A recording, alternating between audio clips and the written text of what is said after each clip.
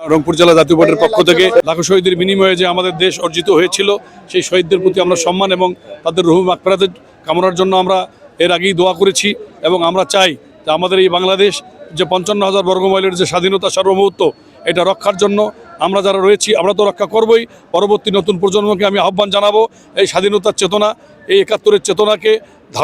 ধারণ করে লালন করে আমাদের এই দেশকে এগিয়ে নিয়ে যেতে হবে এবং আমাদের যে এই লাল সবুজের পতাকা, এই পতাকাকে অক্ষুণ্ণ রাখতে গেলে আমাদের সকলকে ঐক্যবদ্ধভাবে সামনে বাংলাদেশ গড়ার লক্ষ্যে আমাদের প্রাণপ্রিয় নেতা সাবেক রাষ্ট্রপতি পল্লীবন্ধু আলা হোসেন মোহাম্মদ এরশাদ স্যার যেভাবে মুক্তিযোদ্ধাদেরকে সর্বকালের সর্বশ্রেষ্ঠ সন্তান বলেছিল, আমরা আমাদের বর্তমান চেয়ারম্যান জি এম কাদের মহোদয় উনিও আমাদের বাংলাদেশের বর্তমান রাজনীতিতে মুক্তিযুদ্ধের পক্ষে এবং আমাদের জাতীয় পার্টির পক্ষে মুক্তিযুদ্ধের পক্ষে এবং স্বাধীনতার পক্ষে উনি ভূমিকা রেখেছে এবং উনি আজীবন ভূমিকা রাখবে। আমরা চাই আমাদের জাতীয় পার্টি জি এম কাদেরের নেতৃত্বে এবং আমাদের মহাসচিব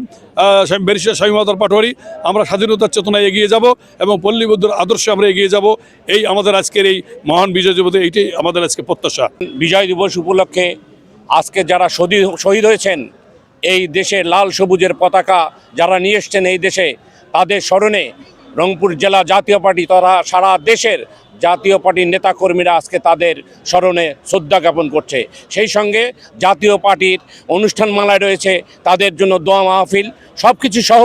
আজকে যে বার্তা আমরা দিতে চাই, জাতীয় পার্টি ইনশাআল্লাহ আগামী প্রজন্মের জন্য তারা যেন এই জাতীয় পার্টির পতাকা এবং আমাদের জাতীয় পার্টির গঠনের লক্ষ্যে যে আমরা আদর্শ নিয়ে চলছি সেই আদর্শ যেন বজায় থাকে। জাতীয় পার্টি সবসময় এই দেশের স্বার্থে, জনগণের স্বার্থে কাজ করে যাবে এবং স্বাধীনতার যে পতাকা, লাল সবুজের পতাকা, এইটা অক্ষুণ্ণ রাখার জন্য জাতীয় পার্টি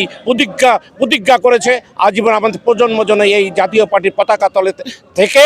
জাতীয় স্বার্থে জাতীয় পর্যায়ে যে প্রোগ্রামগুলো হবে সেটা বাস্তবায়ন করে প্রতিটা অনুষ্ঠানে তারা থাকবে এবং জাতীয় পার্টির লক্ষ্যে তারা এগিয়ে যাবে। দেশ শাসন এবং প্রতিষ্ঠার লক্ষ্যে তারা এগিয়ে যাবে ইনশাআল্লাহ।